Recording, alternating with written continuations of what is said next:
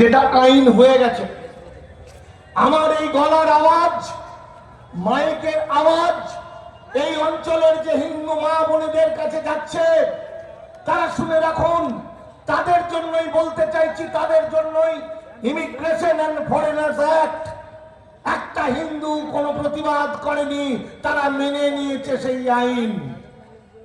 আর একটা আইন ওয়াকফ সংশোধনীর নামে মুসলমানদের চিরকালের জন্য শেষ করে হিন্দু করে দেওয়া। হিন্দু মানে কুৎসিত, মিথ্যাবাদী, সন্ত্রাসবাদী হিন্দু, নোংরা বিভৎস হিন্দু, মানে প্রকৃত হিন্দু নয়। ভুলভালকারের সেই নীতি অনুযায়ী বেশ কিছুদিন আগে থেকে পরিকল্পনা করে করে ধীরে ধীরে ধীরে ধীরে আইনগুলো তৈরি করে নিয়েছিল আরএসএস বিজেপি। একে একে মুসলিম লিডারদের কলকাতা শহর থেকে ভারতবর্ষে বিভিন্ন জায়গার বড় বড় মুসলিমদের ওরা কোটি কোটি টাকা দিয়ে কিনে নিয়েছে। গ্রামে গ্রামে তসলিমা নাসরিনের বাহিনী মুসলমানদের মধ্যে ভিতরে ঢুকে গিয়ে তারা বলছে হিন্দু রাষ্ট্র চাই, তারা বলছে ইউনিফর্ম সিভিল কোড চাই, তারা বলছে নামাজ, আযান, যাকাত এইসবের কি মূল্য। ফলে আমাদের বুঝতে একটু দেরি হয়েছে বন্ধু। আজ আমরা আত্মসমালোচনা করে বলতে পারি, আমি মানিক ফকির একজন পাগল লোক, দামাল বাংলার পক্ষ থেকে আমরা আজ কয়েক মাস ধরে চিৎকার করে চলেছে এই ঘটনা ঘটতে চলেছে। যখন মন্ত্রী পরিষদে এটা ঠিক হলো এই আইনটা হবে, তখন কেন মুসলমানরা আন্দোলন করলেন না? যখন জেপিসি রিপোর্ট জোর করে মারধর করে তৈরি করে দিল, তখন কেন আন্দোলন হলো না? যখন লোকসভায় বিল জমা পড়ল, তখন কেন আন্দোলন হলো না?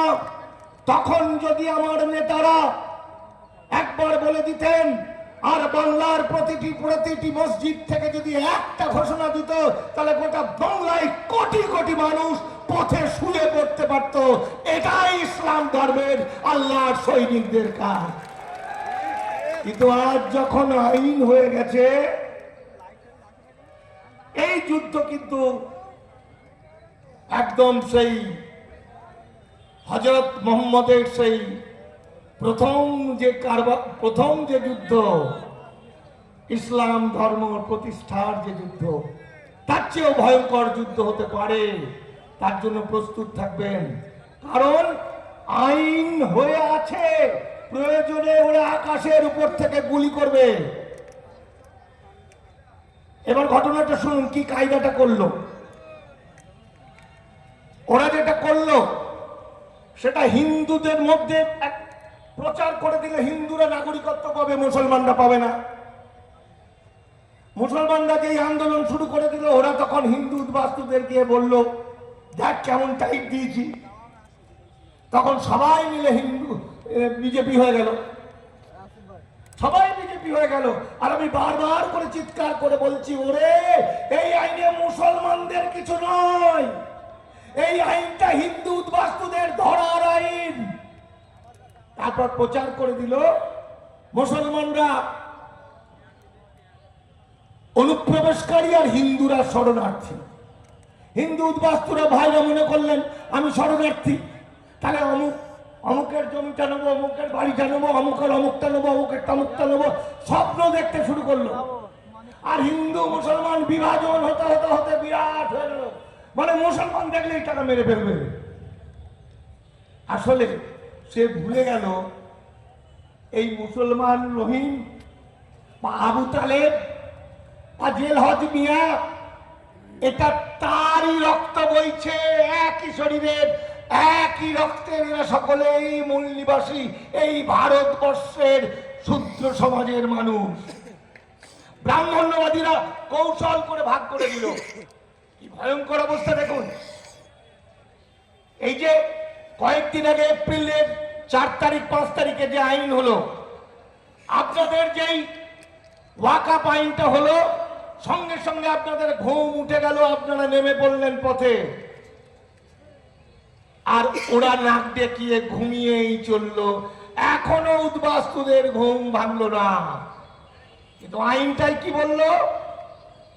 কারণ এটা হিন্দু রাষ্ট্র, হিন্দু রাষ্ট্রের আইন অনুযায়ী ওই আইনে ইমিগ্রেশন এন্ড ফরেনার্স অ্যাক্টে বলছে 1952 সালের 14ই আগস্টের পর যারা ভারতবর্ষে ঢুকেছে পাসপোর্ট ভিসা ছাড়া, সেই সমস্ত মানুষ যারা ভারতে ঢুকে ভোটার কার্ড আধার কার্ড করেছে, হতে পারে সে মন্ত্রী হয়েছে, হতে পারে এসডিও বিডিও হয়েছে, তাদের প্রত্যেককে 10 লাখ টাকা পর্যন্ত ফাইন এই হিন্দু সম্রাট নরেন্দ্র মোদী তাদের করে দিয়েছে।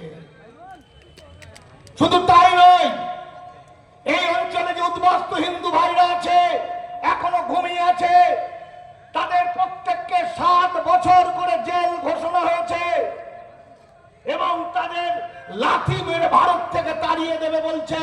ওই 7 বছর পরে আজও তারা ঘুমিয়ে রয়েছে। তাই বলছি, ঘুম থেকে একবার জাগুন, জেগে উঠে একবার মুসলিম ভাইকে দাঁড়িয়ে, যাকে সকাল থেকে রাত পর্যন্ত গালাগালি দিতেন, তাদের কাছে এসে একবার ভাই বলে ডাকুন। দেখবেন আল্লাহ, খোদাতাল্লাহর সন্তানেরা আপনাদের বুকে জড়িয়ে ধরবে।